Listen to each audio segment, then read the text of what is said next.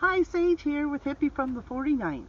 In our last video, the history of Newfoundland and Labrador, we explored who the Innu and Inuit of Labrador are and how they lived for thousands of years. But the arrival of European settlers brought new struggles, not just battles over land, but attempts to erase their culture, language, and identity. Let's take a look. In the late 19th century, European missionaries arrived in Labrador with a goal: to civilize the savages by converting the Innu and Inuit peoples to Christianity.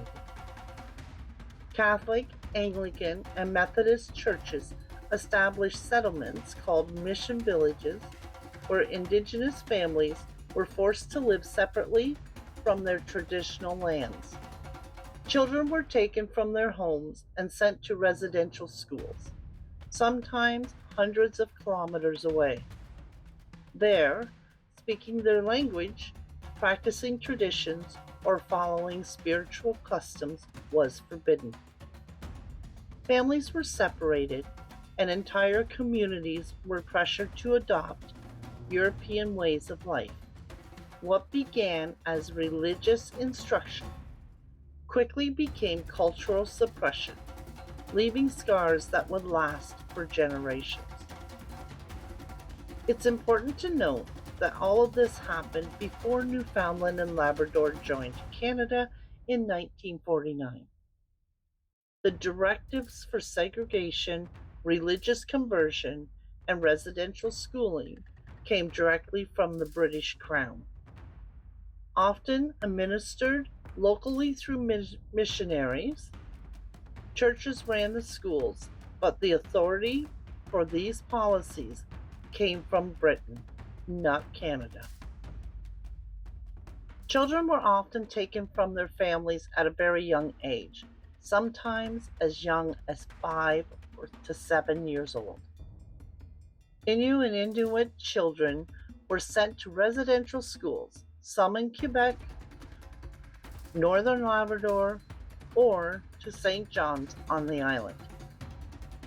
In these schools, which were overcrowded and in many cases unsanitary, everything familiar was stripped away. Children were forced to wear European clothes, eat basic, insufficient, and unfamiliar foods, and follow strict Christian rules. Speaking their own language was forbidden, and traditional ceremonies, hunting skills, and stories were erased from daily life. They were taught to speak English or French depending on the area of the school. They learned reading, writing, and arithmetic. They were not given any means of communication with their families for months or years at a time. Any signs of their tribal art, stories, songs, or lessons passed down through elders was forbidden. All their spiritual beliefs of animism or shamanistic practices were forbidden. If a child was caught doing any of this, they faced harsh discipline and abuse. Imagine being a small child in a strange building, unable to talk to your parents, surrounded by strangers, speaking a language you don't understand, forced to abandon everything that made you who you are. A life of fear, loneliness, and confusion.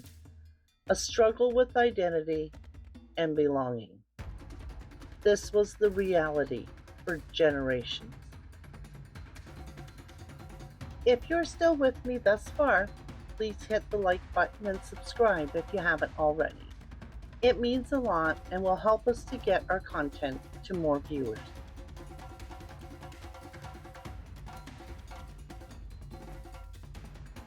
In Labrador, residential schools operated into the 1970s, though the most intense period was 1920s to the 1960s. The system slowly ended due to policy changes, public pressure, and evolving government attitudes towards Indigenous rights. The Crown, British authorities, had originally authorized these schools, but ending the residential school system became a Canadian responsibility, with gradual closure and policy changes in the 1960s to 1970s. Despite decades of trauma, both Innu and Inuit communities are actively reclaiming language, culture, and traditions. Communities maintain traditional practices, including hunting, fishing, and ceremonies, alongside modern life. Elders teach stories, songs, survival skills, and ceremonies to new generations. Communities celebrate festivals, cultural gatherings, and traditional hunting practices, showing resilience and continuity. Their resilience is a testament to the strength of culture, identity, and hope.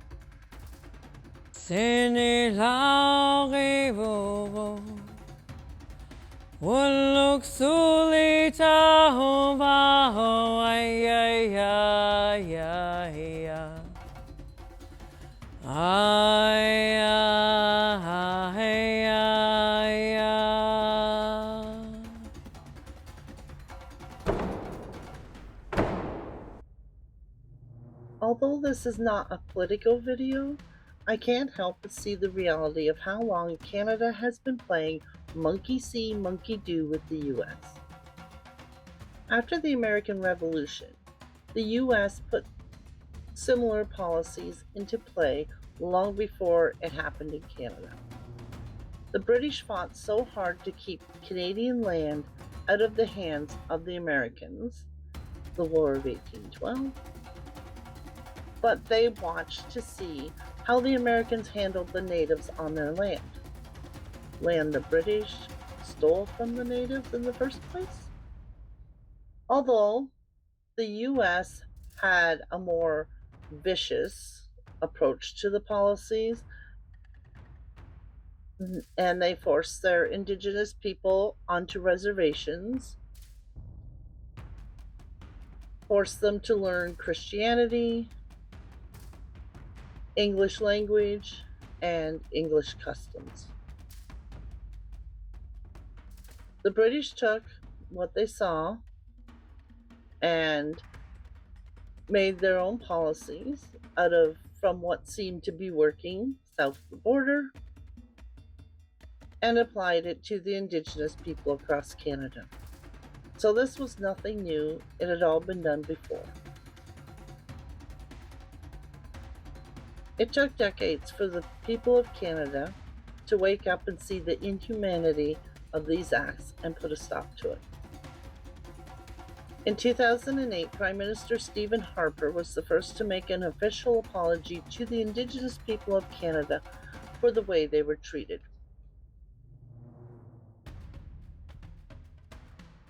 And Justin Trudeau continued Harper's quest to apologize, and as he made his way from Indigenous lands and spoke with Indigenous leaders across the country, he made many apologies.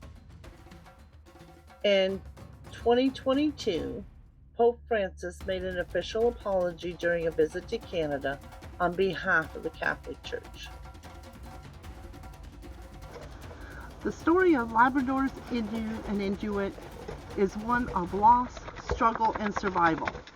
Be quiet, doggy. Yet today, these communities are reclaiming their culture, teaching their languages, and passing down the stories of their ancestors. Their resilience is a reminder that even in the face of attempts to erase identity and culture, hope and strength endure. Until next time, stay warm, be kind, and stay groovy. Peace and love, you all.